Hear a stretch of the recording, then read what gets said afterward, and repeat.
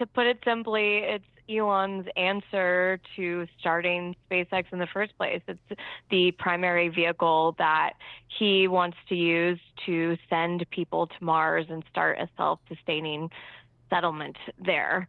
Obviously, there's a long road from here to there, but that's ultimately what it's for. And then for other reasons, it's going to become essentially SpaceX's workhorse rocket. Once it's ready, it'll be responsible for launching all of their satellites.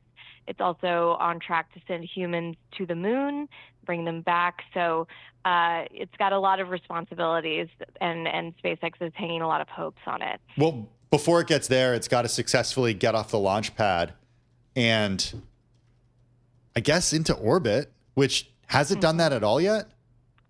So it hasn't done a full orbit around the Earth, but SpaceX has been conducting periodically done flight tests with Starship over the last few years, and they've been pretty spectacular. I'm sure people have seen footage from them, but these are flight tests, and they don't do a full lap around the Earth just because they're trying to test out certain capabilities that they're going to need to prove with Starship before it becomes fully operational. And so far, it's been able to go into space, and it has achieved near orbital speeds. But this year, it's been a little awkward for the Starship test flights. 2 of the flights have exploded prematurely, and then the most recent one, it did reach space and get into those near orbital speeds, but then it started to spin out of control on the way back to Earth and was ultimately disintegrated. And then, of course, there was also another explosion. It wasn't during a launch, but it was during a test. They were fueling up the vehicle for an engine test, and it exploded while on a test stand. So it's not been a great year for the Starship test program in terms of, pushing the envelope forward each time. And now, Loren, you write that Elon Musk, the company at least, well, I'm not sure if this is Elon Musk's directive or someone else at the company, but they're rearranging the employees and they're putting more people now working here on this Starship program. Is that right?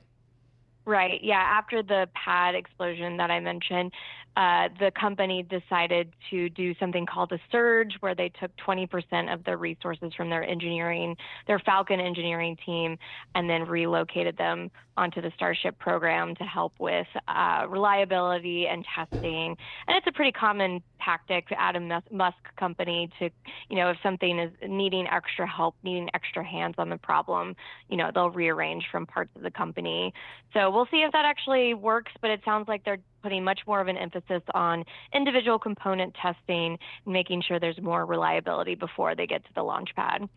These setbacks that you talk about with Starship, these explosions, the footage is quite jarring, but I'm wondering, how common is that in this industry? I feel like I often see on my X feed, like videos of like rockets failing to launch. You're only supposed to see the successful launches on X. Oh, yeah, There's a problem with the algorithm. Yeah. I must be having an issue. Yeah. And YouTube as well. Okay, that would make sense. Yeah. Isn't it kind of common that there are issues like these when you're trying to do something so ambitious? Like build a rocket? Oh, absolutely. I mean, especially for a new rocket, rarely does a newly developed rocket reach orbit or work perfectly as intended on its first launch.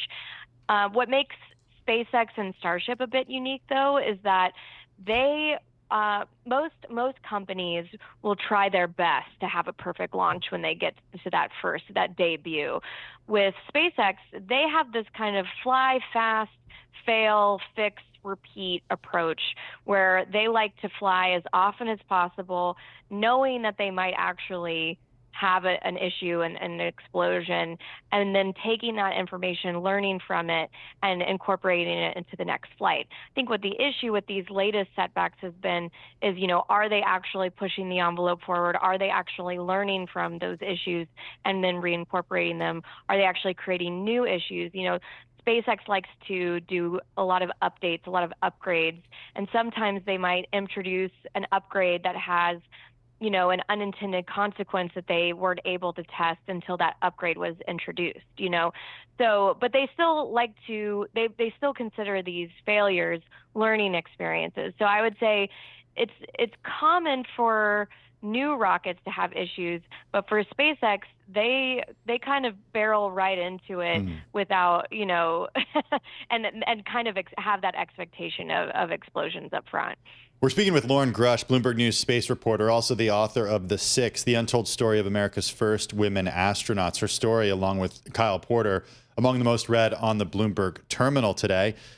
I'm wondering, Loren, about the success of SpaceX in the private markets, because every few months we still seem to read about tender offers or share sales or raising money that value SpaceX even higher. Investors don't seem to be deterred by the series of unsuccessful attempts to orbit Starship. Mm-hmm. Yes, but we did find that, with this latest funding round that they had discussed, it might have actually could have been bigger if there weren't these very visible explosive setbacks that Starship has had. So I think that it does have an impact, but you're right. They have not had any issues with fundraising, and they probably will continue to be able to fundraise moving forward. So I think the dream and the promise of Starship is definitely very enticing. And then, of course, you can't forget about all of the other parts of SpaceX's business that are extremely successful, including their Falcon launch business, but also Starlink, which is producing the majority of the company's revenue these days. So I think there's a lot of other factors at play when it comes to, making those decisions as an investor. Okay, Loren, you're the space expert here, so you can help us kind of put into context. So Starship is a reusable rocket. Is that the only reusable rocket out on the market?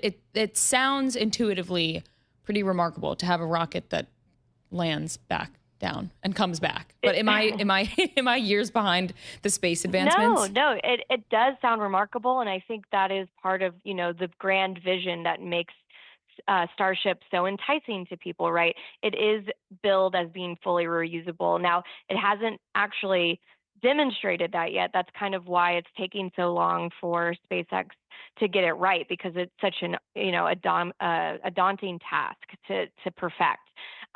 Obviously, we've had reusability incorporated into rockets before.